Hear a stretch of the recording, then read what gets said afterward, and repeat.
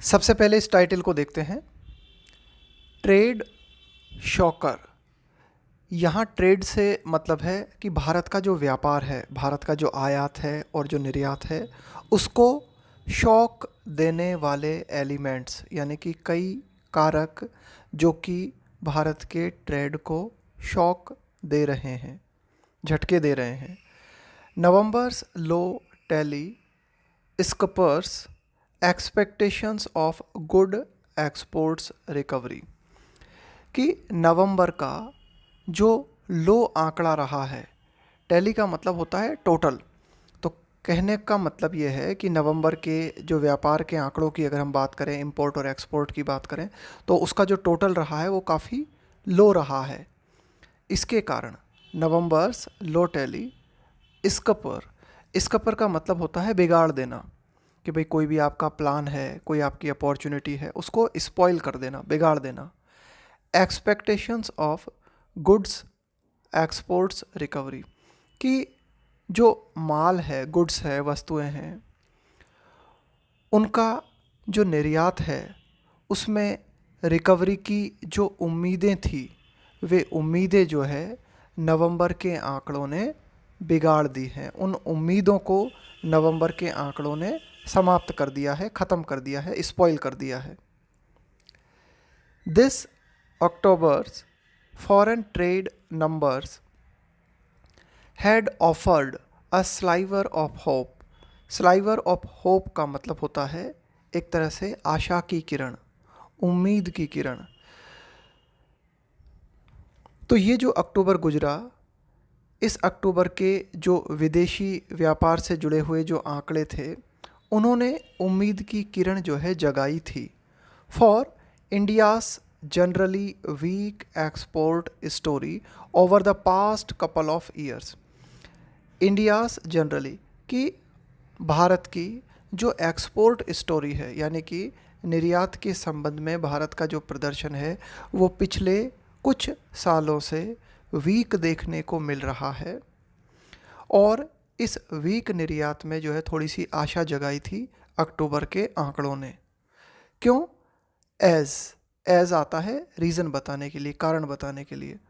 Goods exports, की जो वस्तुओं का व्यापार है उसमें हमें ग्रोथ देखने को मिली, grew at a 28 month high pace of 17.2%।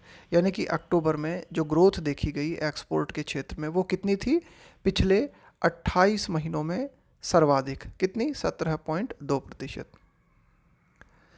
Any prospects, prospect का मतलब होता है संभावना, ऑफ अ सस्टेन्ड, सस्टेन्ड का मतलब है कि भाई लगातार बने रहना, टिके रहना। टर्न अराउंड, टर्न अराउंड का मतलब है कोई बड़ा परिवर्तन आपको देखने को मिले। अचानक से मान लो कोई चीज़ है वो बहुत ही कमज़ोर या स्लो चल रही है, तो वो जो है सक्सेसफुल होने लगे।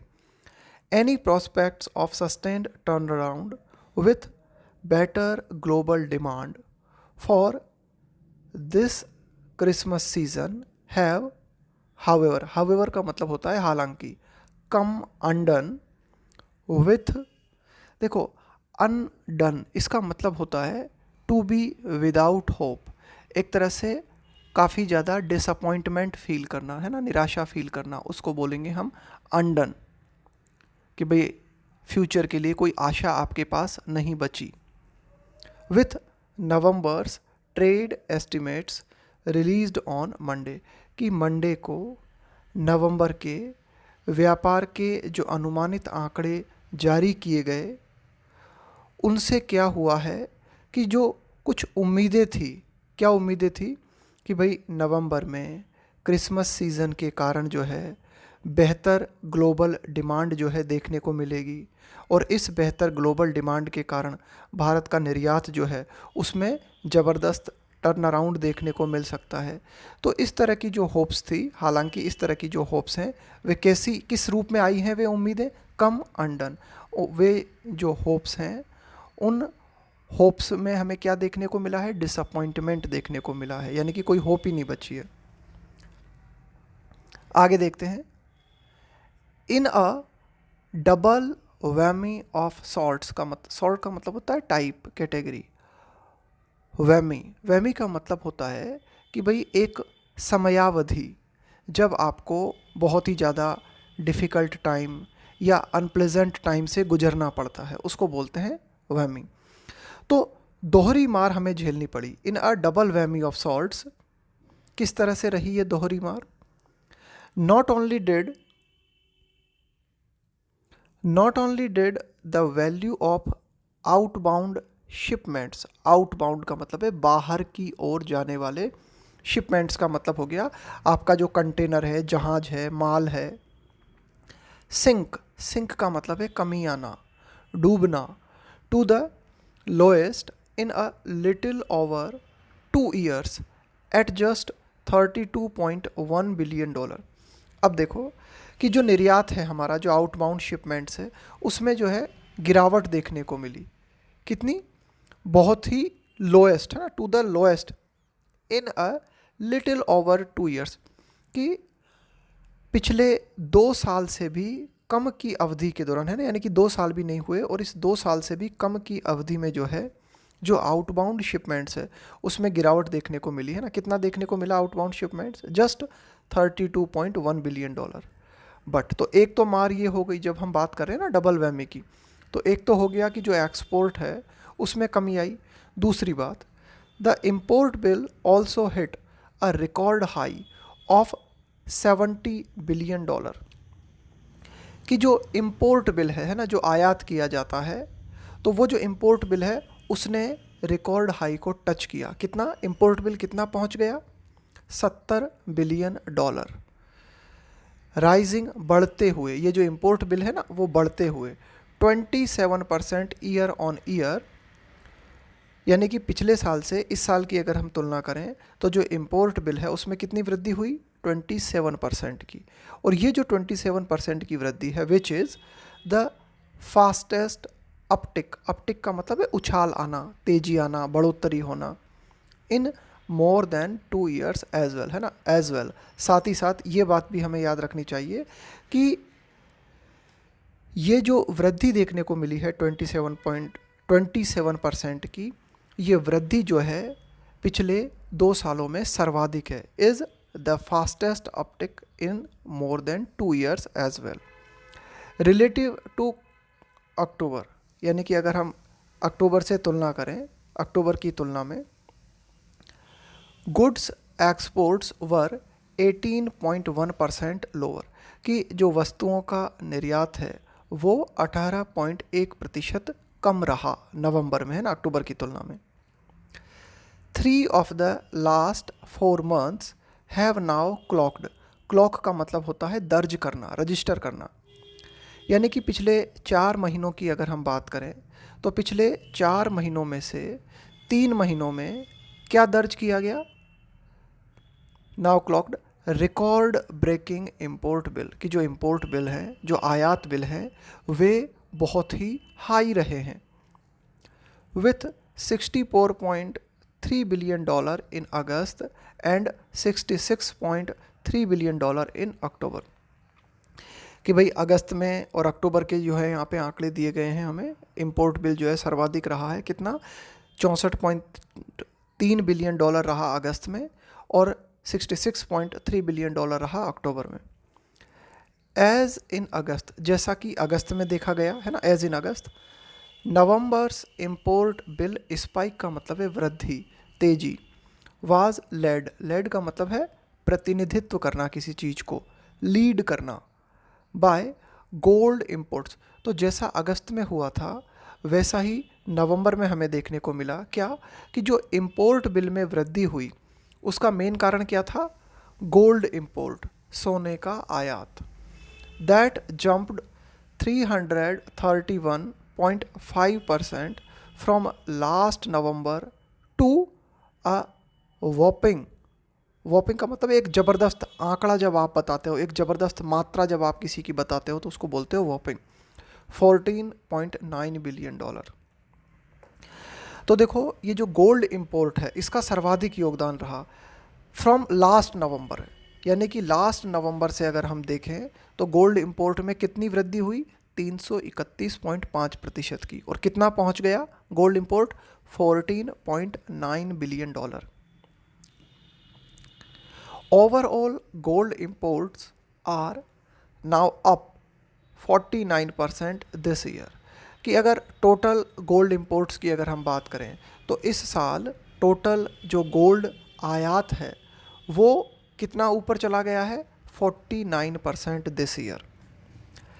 And while higher prices and seasonal spikes for the festive and wedding season explain some of the uptick. While higher prices and seasonal spike, कि भाई एक पर्टिकुलर सीज़न में कोई जो वृद्धि देखने को मिलती है ना, वो क्या है कि जैसे फेस्टिवल का सीज़न है तो उस टाइम पे जो है कुछ वृद्धि देखने को मिलती है, वेडिंग सीज़न में जो है कुछ वृद्धि देखने को मिल सकती है, हाई प्राइस देखने को मिल सकती है। तो ये जो वेडिंग सीज़न है, फेस्टिवल का सीज़न है, ये इस चीज़ को एक्सप्लेन करते हैं। किस चीज़ को? सम ऑफ द अपटिक। कि भाई ये जो गोल्ड इंपोर्ट है इसमें इतनी ज़्यादा जो वृद्धि देखने को मिली है, इसके कारण को अगर हम एक्सप्लेन करें तो कुछ एक्सप्लेनेशन हम दे सकते हैं, फेस्टिवल सीज़न, वेडिंग सीज़न। लेकिन फिर भी ये जो वृद्धि है गोल्ड इंपोर्ट की वो बहुत ज़्यादा है। दिस वारंट्स, वारंट का मतलब होता है किसी बात को उचित ठहराना, किसी बात को जस्टिफाई करना। This warrants some examination. लेकिन फिर भी ये जो गोल्ड इंपोर्ट है यहाँ पर कुछ एग्जामिनेशन की ज़रूरत है, परीक्षण करने की ज़रूरत है कि भाई ऐसा क्यों हो रहा है। स्पेशली खास करके एज, जैसा कि as exports of gems and jewellery are sputtering. क्यों? क्योंकि साथ ही साथ हमें ये भी देखने को मिल रहा है कि जो एक्सपोर्ट है, जो निर्यात है जेम्स का, रत्नों का, ज्वेलरी का, गहनों का, ये जो एक्सपोर्ट है उस एक्सपोर्ट में हमें क्या देखने को मिल रहा है? As exports of gems and jewellery are sputtering. देखो, कोई भी एक्टिविटी है उसके लिए हम बोलते हैं स्पटर। इसका मतलब ये होता है कि वो जो है बहुत ही वीक प्रदर्शन कर रही है, आप उसको लेकर कॉन्फिडेंट नहीं हो। वहाँ पे जो है क्या देखने को मिल रहा है आपको? बहुत ही वीक प्रदर्शन, बहुत ही कमज़ोर प्रदर्शन देखने को मिल रहा है। तो जेम्स एंड ज्वेलरी के क्षेत्र में अगर एक्सपोर्ट की हम बात करें तो वो एक्सपोर्ट जो है बहुत ही कम देखने को मिल रहा है। Including in the employment intensive business. Employment intensive business का मतलब होता है ऐसे बिजनेस, देखो इंटेंसिव का मतलब होता है गहन, एम्प्लॉयमेंट इंटेंसिव बिजनेस का मतलब है ऐसे व्यवसाय जहां ज़्यादा से ज़्यादा लोगों को रोजगार मिलता है। Such as diamond polishing and gold ornaments, है ना। तो कहने का मतलब ये है कि जो exports of gems and jewellery है उसमें वीक प्रदर्शन देखने को मिल रहा है। और कहाँ कहाँ ये वीक प्रदर्शन देखने को मिल रहा है? जैसे कि कुछ एम्प्लॉयमेंट इंटेंसिव बिजनेस हैं, जैसे कि डायमंड पॉलिशिंग है, गोल्ड ऑर्नामेंट्स है ना, यहाँ भी हमें क्या देखने को मिल रहा है? वीक जो है एक्सपोर्ट देखने को मिल रहा है। जेम्स एंड ज्वेलरी एक्सपोर्ट की जो जवाहरात हैं, गहने हैं, इनका जो निर्यात है, एक्सपोर्ट है, वो कितना डाउन है? 10.2% बिटवीन अप्रैल एंड नवंबर की। अप्रैल से लेके नवंबर के बीच जेम्स एंड ज्वेलरी का जो एक्सपोर्ट है वो 10.2% डाउन है। While imports have widened over 30%। जबकि जेम्स एंड ज्वेलरी का जो इम्पोर्ट है, जो आयात है, वो और बड़ा है। यहाँ वाइड होने का मतलब है और बढ़ जाना और विस्तृत हो जाना, ओवर 30%। तो इम्पोर्ट जो है जेम्स एंड ज्वेलरी का वो तो 30% से ज़्यादा बढ़ गया, और जो एक्सपोर्ट है उसमें 10% की कमी आई। तो इन कारणों को समझना चाहिए। With November seeing a record high deficit. Deficit का मतलब होता है घाटा। देखो, जो इम्पोर्ट है और एक्सपोर्ट है उनके बीच का जो गैप है उसको हम बोलते हैं ट्रेड डेफिसिट, व्यापारिक घाटा।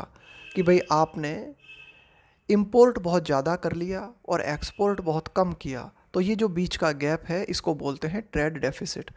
तो नवंबर में हमें क्या देखने को मिला है? Record high deficit of $14.4 billion in the segment, कि इस सेगमेंट में, इस फील्ड में, कि ये जो जेम्स एंड ज्वेलरी का जो सेगमेंट है इसमें $14.4 बिलियन का रिकॉर्ड हाई डेफिसिट देखने को मिला है, यानी कि इंपोर्ट और एक्सपोर्ट के बीच इतना गैप देखने को मिला है। The overall gap in merchandise trade का मतलब हो गया जो व्यापारिक वस्तुएं हैं, also expanded to a fresh high of $37.8 billion in November. The overall gap in merchandise trade, इसके अलावा चलो ये तो बात हो गई जेम्स एंड ज्वेलरी की, ऊपर हमने बात की जेम्स एंड ज्वेलरी की। अब अगर हम बात करें ओवरऑल जो भी व्यापारिक वस्तुएं जिनका निर्यात किया जाता है उसमें जो है कितना गैप रहा इंपोर्ट और एक्सपोर्ट के बीच में, तो ये जो गैप है उसमें एक्सपेंड देखने को मिला है ना, वो भी और वाइड हुआ, विस्तार उसमें हमें देखने को मिला। कितना? नवंबर में जो मर्चेंडाइज ट्रेड है उसमें जो व्यापारिक घाटा है वो कितना पहुंच गया? $37.8 बिलियन।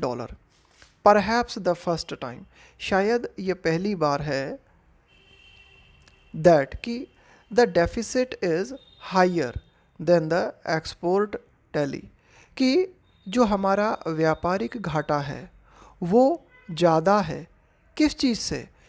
भाई एक्सपोर्ट हम करते हैं उसका जो टोटल बनता है ना, कि भाई जितना हम एक्सपोर्ट कर रहे हैं, टोटल जो भी हमारा एक्सपोर्ट हो रहा है उससे ज़्यादा व्यापारिक घाटा हमें देखने को मिल रहा है, और ये शायद पहली बार है। अपार्ट फ्रॉम प्रेशियस मेटल्स, कि पेट्रोलियम है ना, जो मूल्यवान धातुएं हैं उनके अलावा, अपार्ट फ्रॉम प्रेशियस मेटल्स यानी कि मूल्यवान धातुओं के अलावा, पेट्रोलियम ऑल्सो प्लेड अ की पार्ट इन दिस वाइडनिंग, कि ये जो बढ़ता हुआ ट्रेड डेफिसिट है उसमें प्रेशियस मूल्यवान धातुओं के अलावा पेट्रोलियम भी एक महत्वपूर्ण कारक रहा। With exports having to $3.7 billion. क्यों? क्योंकि पेट्रोलियम के क्षेत्र में हमें क्या देखने को मिला, जो एक्सपोर्ट है, जितना भारत निर्यात करता है उस निर्यात में लगभग आधे की कमी आई। कितना रहा निर्यात पेट्रोलियम का? $3.7 बिलियन। वाइल जबकि पेट्रोलियम के क्षेत्र में जो इंपोर्ट है उसमें हमें बढ़ोतरी देखने को मिली, राइज रोज है ना, वो बढ़ गया इंपोर्ट पेट्रोलियम के क्षेत्र में। कितना? 7.9% बढ़ गया। और कितना रहा? $16.1 बिलियन। अब देखो पेट्रोलियम के क्षेत्र में ही देख लो कि भारत का इंपोर्ट कितना रहा? $16.1 बिलियन, और एक्सपोर्ट कितना रहा? $3.7 बिलियन। तो अब देखो कितना गैप है इनके बीच। Officials have sought to downplay का मतलब होता है किसी चीज़ के महत्व को कम करके दिखाना, कि जो भी संबंधित अधिकारी हैं, सीख की सेकंड और थर्ड फॉर्म होती है सॉट, इसका मतलब होता है चाहना, कि जो संबंधित अधिकारी हैं उन्होंने इस बात को चाहा है, उन्होंने क्या किया है कि भाई ये जो भी चिंता के कारण है, जो भी कंसर्न्स हैं उनको कम करके दिखाया है।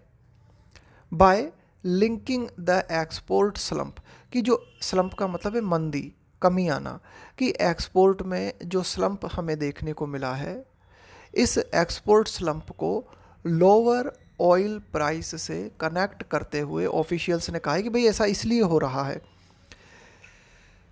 भाई क्या ये जो चिंता के कारण हैं, इन चिंताओं के कारणों के संबंध में जो ऑफिशियल्स हैं उन्होंने क्या कहा है? उन्होंने ये कहा है कि भाई जो एक्सपोर्ट स्लम्प देखने को मिल रहा है वो इसलिए देखने को मिल रहा है क्योंकि ऑयल की जो प्राइसेस हैं उनमें कमी आई है। But the same should also hold true. Hold true का मतलब है सच होना, लेकिन ये बात जो है इंपोर्ट पे भी तो लागू होनी चाहिए। भाई अगर आप ये कहते हो कि एक्सपोर्ट में स्लम्प देखने को मिला, क्यों? लोअर ऑयल प्राइस के कारण, तो यही बात इंपोर्ट पे भी तो सच होनी चाहिए। It may well be that the discount gains on Russian oil India. It may well be, शायद ऐसा हो सकता है क्या, कि जो डिस्काउंट का लाभ भारत को मिलता है, कि जब भारत रशिया से जो ऑयल ख़रीदता है उस पर जो डिस्काउंट इंडिया को मिलता है, उसके माध्यम से जो फ़ायदा भारत को होता है, तो it may well be that the discount gains on Russian oil India had capitalized on. Capitalize करने का मतलब होता है किसी चीज़ का फ़ायदा उठाना, capitalized on to ramp up. Ramp up का मतलब होता है इंक्रीज़ करना, बढ़ाना इट्स एक्सपोर्ट्स। कहने का मतलब ये है कि रशियन ऑयल पे जो डिस्काउंट मिला, जो फ़ायदा हुआ, उस डिस्काउंट का लाभ जो है भारत ने उठाया, किस तरह से, अपने एक्सपोर्ट को इंक्रीज़ करने में। तो ये जो बात है ना, इसमें भी कमी आ रही है। फेड का मतलब है कम होना, ठीक है, कि भाई जो डिस्काउंट गेन्स है रशियन ऑयल्स पे, उसके माध्यम से भारत को जो फ़ायदा हो रहा था उसमें भी जो है कमी आ रही है। And domestic demand is stronger then before. और भारत की जो घरेलू मांग है वह पहले की तुलना में और ज़्यादा है, और ज़्यादा बड़ी है। बट इकोनॉमिस्ट आर अ टैड का मतलब है कुछ हद तक, a little bit puzzled at this phenomena of recent months, कि अभी हाल ही के महीनों में ये जो घटनाएं देखने को मिली हैं हमें, इनको लेकर जो अर्थशास्त्री हैं वे भी कन्फ्यूज़न की अवस्था में हैं, वे भी पजल्ड अवस्था में हैं। The commerce ministry top brass, की वाणिज्य मंत्रालय से, व्यापार मंत्रालय से जुड़े हुए जो टॉप ब्रास हैं, जो टॉप अधिकारी हैं, हैज़ ऑफन आर्ग्यूड, उन्होंने अक्सर ये तर्क दिया है that rising import bills are not a worry, कि बढ़ता हुआ जो बढ़ते हुए जो आयात बिल्स हैं वे चिंता के कारण नहीं हैं। क्यों? Because India is growing faster than the world, कि भारत जो है विश्व की तुलना में ज़्यादा तेज़ी से बढ़ रहा है। Much of the imports are directly को रिलेटेड का मतलब होता है संबंधित होना, कि ज़्यादातर जो भी इम्पोर्ट किया जा रहा है वो कनेक्टेड है, जुड़ा हुआ है। और या फिर हम ये भी कह सकते हैं आर इनपुट्स, की जो इम्पोर्ट किया जा रहा है वो इनपुट के रूप में काम कर रहा है, कच्चे माल के रूप में काम कर रहा है फॉर एक्सपोर्टेड गुड्स, कि भारत के द्वारा जो भी गुड्स जो हैं, जो भी सामान एक्सपोर्ट किए जाते हैं, उनके लिए ज़्यादातर जो इम्पोर्ट्स है वो इनपुट का काम कर रहा है, कच्चे माल का काम कर रहा है। And non oil exports that are rising should remain the focus. और कॉमर्स मिनिस्ट्री से जुड़े हुए अधिकारियों का कहना है कि भाई जो नॉन ऑयल एक्सपोर्ट जो कि बढ़ रहा है वो हमारा फोकस होना चाहिए। शुड रिमेन का मतलब है बने रहना। बट लेकिन oil and jewellery remain among India's top tradables, लेकिन ऑयल और ज्वेलरी जो हैं ये दो ऐसे एलिमेंट्स हैं जो कि भारत के प्रमुख ट्रेड आइटम्स बने हुए हैं। And policy makers must glean a better sense, और जो नीति निर्माता हैं उनको क्या करना चाहिए? ग्लीन का मतलब है प्राप्त करना, ऑब्टेन करना किसी चीज़ को। अ better sense of the dynamics. Dynamics का मतलब होता है वे फैक्टर्स जो किसी चीज़ की ग्रोथ को प्रभावित करते हैं, उसके डेवलपमेंट को प्रभावित करते हैं। कहने का मतलब ये है कि ऑयल एंड ज्वेलरी के क्षेत्र में जो कुछ भी बदलाव देखने को मिल रहे हैं, जो कुछ भी डायनामिक्स देखने को मिल रहे हैं, उनकी बेहतर समझ जो है उसे प्राप्त करना चाहिए पॉलिसी मेकर्स को, है ना, कि भाई ऐसा हो क्यों रहा है। बिहाइंड दिस ट्यूमल्ट, ट्यूमल्ट का मतलब होता है एक जो उथल पुथल आपको देखने को मिल रही है। एक ट्यूमल्ट का मतलब होता है कि भाई एक उथल पुथल जो आपको देखने को मिल रही है, एक जो शोर शराबा, लाउड नॉइस जो आपको देखने को मिल रहा है इस क्षेत्र में, वो क्यों है ना। बिहाइंड दिस ट्यूमल्ट, कि ये जो ऑयल एंड ज्वेलरी के क्षेत्र में ये जो बहुत ही ज़्यादा कन्फ्यूज़न की अवस्था देखने को मिल रही है, उथल पुथल देखने को मिल रहा है, उसके पीछे कौन से फैक्टर्स काम कर रहे हैं, कौन से डायनामिक्स जो है काम कर रहे हैं, उनकी बेहतर समझ जो है उसको जुटाना चाहिए। किन्हें? पॉलिसी मेकर्स को।